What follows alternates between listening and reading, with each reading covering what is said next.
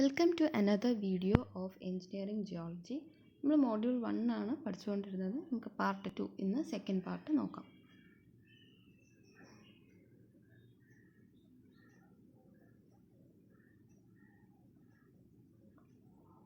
അപ്പോൾ നമ്മൾ എർത്ത് ക്വേക്കിനെ കുറിച്ച് പഠിച്ചു അല്ലേ? ഇനി നമുക്ക് എർത്ത് ക്വേക്ക് എങ്ങനെയാണ് ക്ലാസിഫൈ ചെയ്യുന്നതെന്ന് പഠിക്കാം. Okay, classification of earth quakes. ഒന്ന്, ഡെപ്ത് ഓഫ് ഫോക്കസ് ബേസിസ്, അതായത് ഫോക്കസിൻ്റെ ഡെപ്തിൻ്റെ ബേസിസിൽ നമ്മൾ എർത്ത് ക്വേക്കിനെ ക്ലാസിഫൈ ചെയ്യും. എങ്ങനെയൊക്കെയാണ് ക്ലാസിഫൈ ചെയ്യുന്നത്? ഷാലോ, അതായത് depth of focus lies up to 60 kilometre below the surface, അതായത് സർഫസിൽ നിന്ന് 60 കിലോമീറ്റർ താഴെയാണ് ഫോക്കസ് എങ്കിൽ അതിന് ഷാലോ എർത്ത് ക്വേക്ക് എന്ന് പറയും.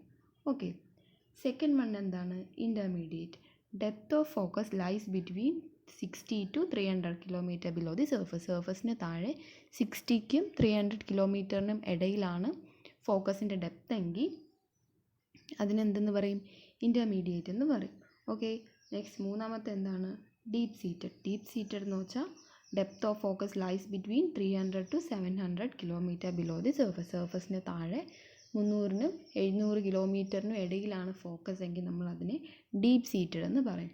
ഓക്കെ, അപ്പോൾ classification of earthquake based on focus depth എന്തൊക്കെയുണ്ട്? ഷാലോ ഉണ്ട്, shallow, intermediate and deep seated earthquakes എന്ന് പറയും.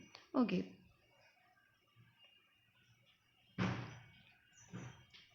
നെക്സ്റ്റ് വൺ എന്ന് പറയുന്നത് രണ്ടാമത്തെ എന്താണ്? മാഗ്നിറ്റ്യൂഡിൻ്റെ ബേസിസിൽ, മാഗ്നിറ്റ്യൂഡ് ആസ് ബേസിസ്, അതായത് മാഗ്നിറ്റ്യൂഡിൻ്റെ ബേസിസിൽ എർത്ത് ക്വേക്കിനെ ക്ലാസിഫൈ ചെയ്യും. അടുത്ത എന്താണ്? Cause of origin. ഒറിജിൻ എങ്ങനെയാണ് ഒറിജിൻ ചെയ്തത്, ഒറിജിൻ ചെയ്യാനുണ്ടായ കാരണം എന്താണ്? കോസ് ഓഫ് ഒറിജിൻ്റെ ബേസിസിൽ നമ്മൾ എർത്ത് ക്വേക്കിനെ ക്ലാസിഫൈ ചെയ്യും. അപ്പോൾ എർത്ത് ക്വേക്കിനെ മൂന്നായിട്ടാണ് ക്ലാസിഫൈ ചെയ്യുന്നത്. ഒന്ന് ഫോക്കസിൻ്റെ ഡെപ്ത് അനുസരിച്ച്, പിന്നെ ഒന്ന് മാഗ്നിറ്റ്യൂഡിൻ്റെ ബേസിസിൽ, പിന്നെ കോസ് ഓഫ് ഒറിജിൻ്റെ ബേസിൽ. ഈ കോസ് ഓഫ് ഒറിജിൻ എന്ന് പറയുമ്പോൾ അതിൻ്റെ അകത്ത് രണ്ട് സബ് ഡിവിഷൻസ് വരും. എന്തൊക്കെയാണ്? ടെക്ടോണിക് എർത്ത് ക്വേക്സ്, ടെക്ടോണിക് എർത്ത് ക്വേക്സും അതുപോലെ നോൺ ടെക്ടോണിക് എർത്ത് ക്വേക്സും. ടെക്ടോണിക് എർത്ത് ക്വേക്സ് എന്ന് വെച്ചാൽ എന്താ? Cause due to relative displacements of blocks of the crust of the earth along the rupture plane. Okay, അതായത് relative displacement of blocks of the earth crust, അതായത് earth ക്രസ്റ്റിലുള്ള ബ്ലോക്സിൻ്റെ relative displacement കാരണം ഉണ്ടാകുന്നതാണ് എന്ത്? ടെക്ടോണിക് എർത്ത് ക്വേക്സ് എന്ന് പറയുന്നത്. Non tectonic earthquakes എന്ന് വെച്ചാൽ എന്താ? Cause due to volcanic eruption, അതായത് വോൾക്കാനിക് ഇറപ്ഷൻ കൊണ്ടും അതുപോലെ അറ്റോമിക് എക്സ്പ്ലോഷൻസ് കൊണ്ടും ഒക്കെ ഉണ്ടാകുന്നതാണ് നോൺ ടെക്ടോണിക് എർത്ത് ക്വേക്സ് എന്ന് പറയുന്നത്. Okay, cause due to volcanic eruptions, atomic explosions, landslides and subsidence, ഇതെല്ലാം കൊണ്ടുണ്ടാകുന്നതിനെയാണ് നമ്മൾ നോൺ ടെക്ടോണിക് എർത്ത് ക്വേക്സ് എന്ന് കോമൺ ആയിട്ട് പറയുന്നത്.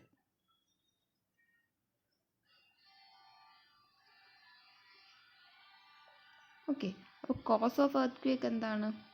കോസ് ഓഫ് എർത്ത് ക്വേക്ക്, നമ്മൾ എർത്ത് ക്വേക്കിൻ്റെ ഡെഫിനിഷൻ അല്ലെങ്കിൽ എന്താണ് എർത്ത് ക്വേക്ക് എന്ന് ഓൾറെഡി നമ്മൾ ഫസ്റ്റ് ആദ്യം തുടങ്ങിയപ്പോൾ തന്നെ പഠിച്ചു കഴിഞ്ഞാൽ എന്താണ്?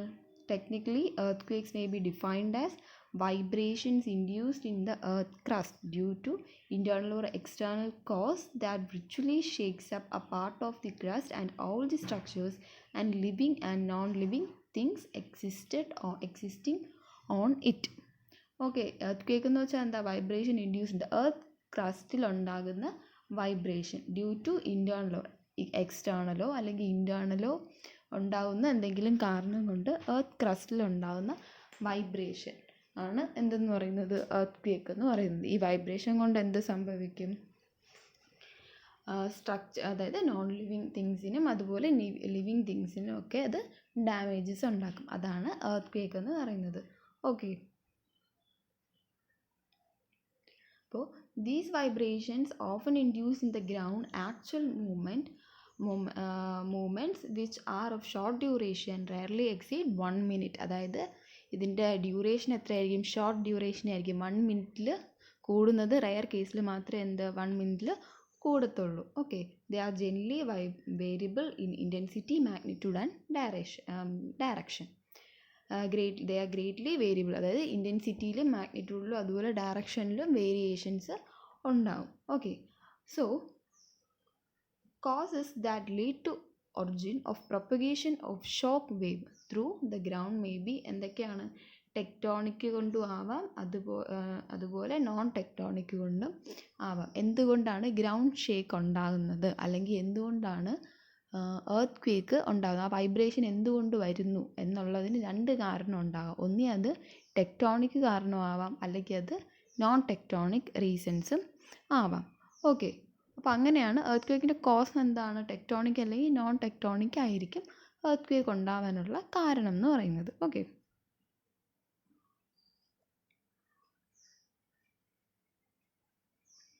എന്താണ് ടെക്ടോണിക് എർത്ത് ക്വേക്സ് എന്ന് പറഞ്ഞാൽ?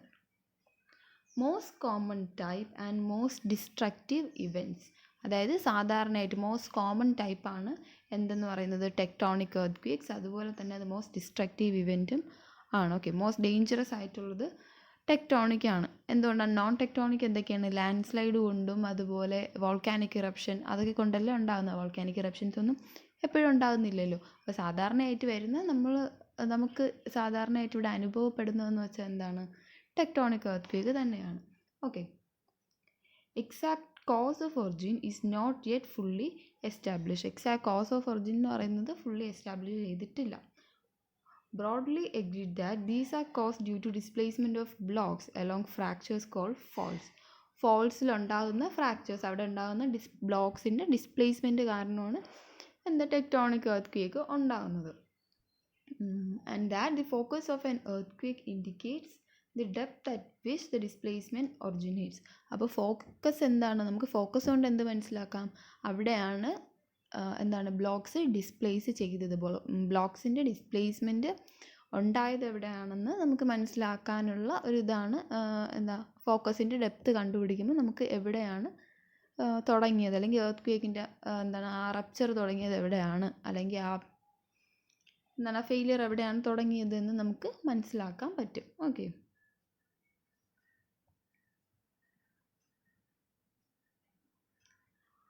സോ ടെക്ടോണിക് എർത്ത് ക്വേക്സ് ഉണ്ടാകുന്നത് അല്ലെങ്കിൽ ടെക്ടോണിക് എർത്ത് ക്വേക്സിൻ്റെ പിന്നിലുള്ള തിയറി എന്താണെന്ന് ചോദിച്ചാൽ നമുക്കതിനെ ഇലാസ്റ്റിക് റീബൗണ്ട് തിയറി എന്ന് പറയാം. മനസ്സിലായോ? ടെക്ടോണിക് എർത്ത് ക്വേക്സിൻ്റെ പിന്നിലുള്ള തിയറി എന്താണ്, അല്ലെങ്കിൽ അത് നടക്കുന്നത് എങ്ങനെയാണെന്ന് ചോദിച്ചാൽ നമുക്കതിനെ ഇലാസ്റ്റിക് റീബൗണ്ട് തിയറി വെച്ചിട്ട് നമുക്ക് ടെക്ടോണിക് എർത്ത് ക്വേക്സിനെ എന്താണ് ഡിഫൈൻ ചെയ്യുക, അല്ലെങ്കിൽ നമുക്കതിനെ അത് വെച്ചിട്ട് എക്സ്പ്ലെയിൻ ചെയ്യാൻ പറ്റും. ഓക്കെ, അപ്പോൾ എന്താണെന്ന് നമുക്ക് നോക്കാം. Tectonic plates are made of elastic but brittle rocky material. Tectonic plates എന്തുകൊണ്ടാണ് ഉണ്ടാക്കിയിരിക്കുന്നത്? ഇലാസ്റ്റിക്കും ബ്രിട്ടിലും ആയ മെറ്റീരിയൽ കൊണ്ടാണ് ഉണ്ടാക്കിയിരിക്കുന്നത്.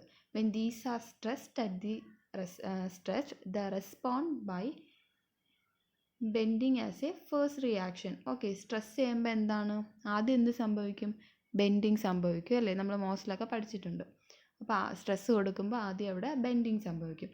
Hence, elastic strain energy is stored in them during the relative deformation that occur due to the gigantic tectonic plate action taking place in the earth.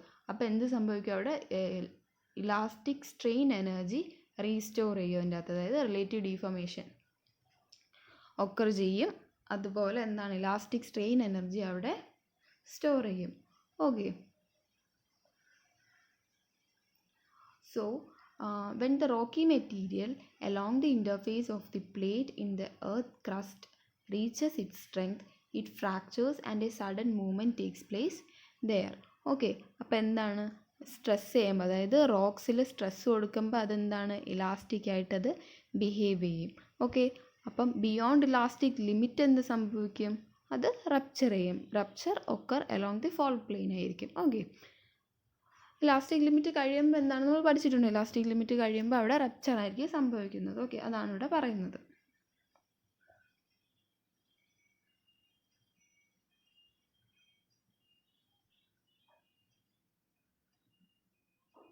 The interface between the plate where the movement has taken place suddenly slip and release the large elastic strain energy stored in the rock at the interface. അതായത് interface between the plate where the movement has been taken place, അതായത് ആ പ്ലേറ്റിൻ്റെ ഇടയിലുള്ള interface, അതായത് movement തുടങ്ങുന്ന സ്ഥലം, അവിടെ എന്താണ് suddenly slips, അത് പെട്ടെന്ന് സ്ലിപ്പായിട്ട് അവിടെ large elastic strain energy restore ചെയ്യും. ഓക്കെ, പിന്നെന്താണ് the sudden slip at the fault causes the earthquake. അങ്ങനെ ആ സഡൻ സ്ലിപ്പ്, അതായത് ആ ഫോൾട്ടിലുണ്ടാകുന്ന സഡൻ സ്ലിപ്പാണ് എർത്ത് ക്വേക്ക് ഉണ്ടാകുന്നത്. Okay, a violent shaking of the earth during which large elastic strain energy release spread out in the form of a seismic wave that travel through the body and along the surface of the earth. അപ്പോൾ എന്ത് സംഭവിക്കും? ഒരു violent shaking of the earth, അതായത് ഈ large elastic strain energy release ചെയ്യുന്ന സമയത്ത് എർത്തിൻ്റെ സർഫസിൽ അല്ലെങ്കിൽ എർത്തിൽ എന്താണ് സഡൻ ഷേക്ക്, ഒരു വയലൻറ്റ് ഷേക്ക് നമുക്ക് അനുഭവപ്പെടും. ഓക്കെ,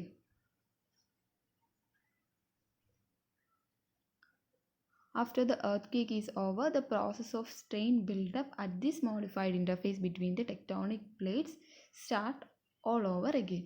അതായത് earthquake കഴിഞ്ഞാൽ എന്ത് ചെയ്യും? ഇത് തിരിച്ച് അതേ രൂപത്തിൽ വരും. മനസ്സിലായില്ലേ? അതായത് earthquake is a process of strain build-up at this modified interface between the tectonic plates start all over again.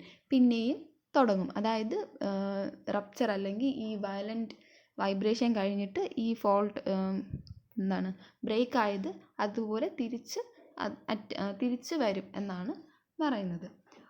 Earth scientist non this as the elastic rebound theory. So earth scientist ഇതിന് എന്തെന്നാണ് പറയുന്നത്? Elastic rebound theory എന്നാണ് പറയുന്നത്. Okay,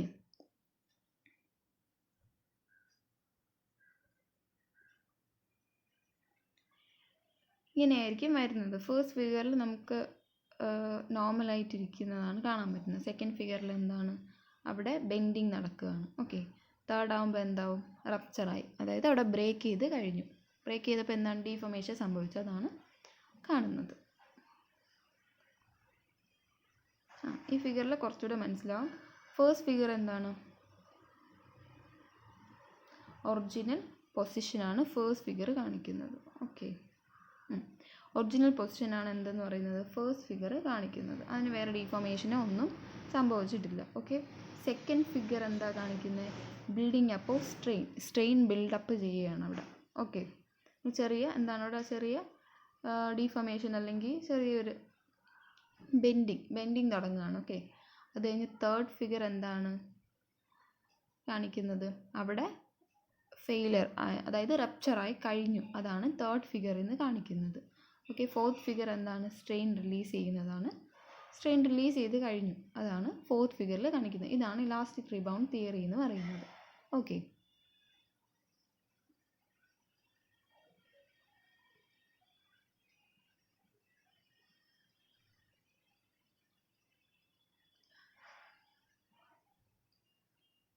in the most simplified form, earthquake mechanism may be explained as occurring in three phases in accordance with the elastic rebound theory.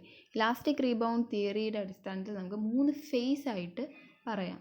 Okay, earthquake occur ചെയ്യുന്ന mechanism നമുക്ക് 3 phases ആയിട്ട് പറയാം. First phase എന്താണ്? Preparatory phase എന്ന് പറയും. Okay, preparatory phase. Non hydrostatic stress field is created in a certain region around a fault, and duration of the preparatory phase is to ultimately define the size of the actual earthquake. Okay, ഇവിടെ എന്താണ്? Non hydrostatic stress field create in certain region around A fault. ആ ഫോൾട്ടിന് ചുറ്റുമുള്ള certain റീജിയൻസിൽ എന്തുണ്ടാവും? Non hydrostatic stress ഫീൽഡായിരിക്കും ആദ്യം ഉണ്ടാകുന്നത്. Okay, preparatory ഫേസിൽ എന്താണ്? Size of the actual earth നമുക്ക് ഡിഫൈൻ ചെയ്യാൻ പറ്റും. Okay, preparatory phase is to ultimate duration of the preparatory phase is to ultimately define the size of the actual earthquake. Actual earthquakeന്റെ size define ചെയ്യാൻ വേണ്ടിയാണ് എന്താണ് preparatory phaseൽ പറ്റുന്നത്. Okay, the number of foreshocks are recorded during this phase. preparatory phaseലായിരിക്കും number of foreshocks എന്താ record ചെയ്യുന്നത്. അടുത്ത face എന്താണ്? സെക്കൻഡ് ഫേസിന് എന്തെന്ന് പറയും? റപ്ചർ ഫേസ് എന്ന് പറയും. Rupture takes place along the fault, and all part of this stored elastic energy is released as seismic waves, also the transformed into heat or potential energy. Rupture phase എന്താണ്? അവിടെ earthquake നടന്നു, deformation കഴിഞ്ഞ് എന്താണ്? അവിടെ rupture point, അതായത് bending കഴിഞ്ഞിട്ടുള്ള റപ്ചറാണ് rupture face, അതായത് second phase എന്ന് പറയുന്നത്. ഓക്കെ, അവിടെ എന്ത് നടക്കും? Takes place along the fault and all the part of the stored elastic energy is released. Rupture ഫേസിൽ എന്താണ്? ഈ ഇലാസ്റ്റിക് എനർജി ഫുൾ സ്റ്റോർ ചെയ്ത് വയ്ക്കും. ആ സ്റ്റോർ ചെയ്ത് വെച്ച എനർജി റിലീസ് ആവുന്ന ഫേസിനെയാണ് എന്തെന്ന് പറയുന്നത്? Rupture phase. അപ്പോൾ ആ ഫേസിലാണ് സീസ്മിക് വേവ്സ് വരുന്നതും വൈബ്രേഷൻസ് ഉണ്ടാകുന്നതും ബാക്കി ഡിസ്ട്രക്ഷൻസ് ഒക്കെ നടക്കുന്നതും എവിടെയാണ്? റപ്ചർ ഫേസിൽ ആണ്. ഓക്കെ, ഈ സീസ്മിക് വേവ്സ് എന്തൊക്കെയാവും മാറും എന്നാണ് പറയുന്നത്? ഹീറ്റ് അല്ലെങ്കിൽ പൊട്ടൻഷ്യൽ എനർജി ആയിട്ട് മാറും എന്നാണ് പറയുന്നത്. Okay, main shock is a characteristic of this phase. Main ഷോക്കാണ് ഈ ഫേസിൻ്റെ, അതായത് സെക്കൻഡ് ഫേസിൻ്റെ ക്യാരക്ടറിസ്റ്റിക്സ് എന്ന് പറയുന്നത്. മൂന്നാമത്തെ എന്താണ്? Post failure adjustment. അതാണ് തേർഡ് ഫേസ് എന്ന് പറയുന്നത്. പോസ്റ്റ് ഫെയിലിയർ ഫേസ് ആണ്. Post failure adjustment during which medium is restored to a state of equilibrium involving series of aftershocks which are simple manifestations of residual strain from the rock. അതായത് post failure face എന്ന് പറഞ്ഞാൽ earth നടന്ന് കഴിഞ്ഞിട്ട് equilibrium പൊസിഷനിലോട്ട് അല്ലെങ്കിൽ state of ഇക്വിലിബ്രിയത്തിലോട്ട് അത് തിരിച്ചു വരുന്നതിനെയാണ് post failure face എന്ന് നമ്മൾ പറയുന്നത്. ഓക്കെ,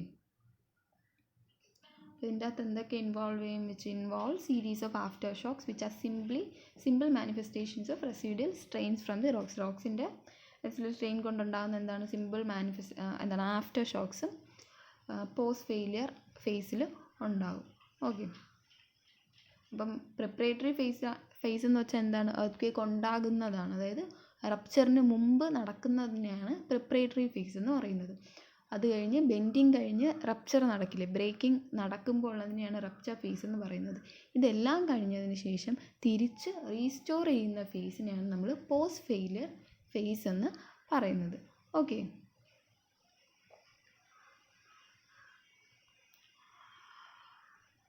ഓക്കെ, അപ്പം ഇത്രയേ ഉള്ളൂ. ഇത് കുറച്ച് ഇമ്പോർട്ടൻ്റ് ആണ്. ഈ ഫേസസ് ഒക്കെ മനസ്സിലാക്കി വെക്കണം. ഇലാസ്റ്റിക് റീബൗണ്ട് തിയറി ഇമ്പോർട്ടൻ്റ് ആണ്. ഇലാസ്റ്റിക് റീബൗണ്ട് തിയറി എക്സ്പ്ലെയിൻ ചെയ്യുമ്പോൾ ഫിഗർ എന്താണ്, ജസ്റ്റ് ഒരു ഫിഗർ വരച്ച് എക്സ്പ്ലെയിൻ ചെയ്യുന്നതായിരിക്കും നല്ലത്. സോ മനസ്സിലായെന്ന് വിചാരിക്കുന്നു. Thank you.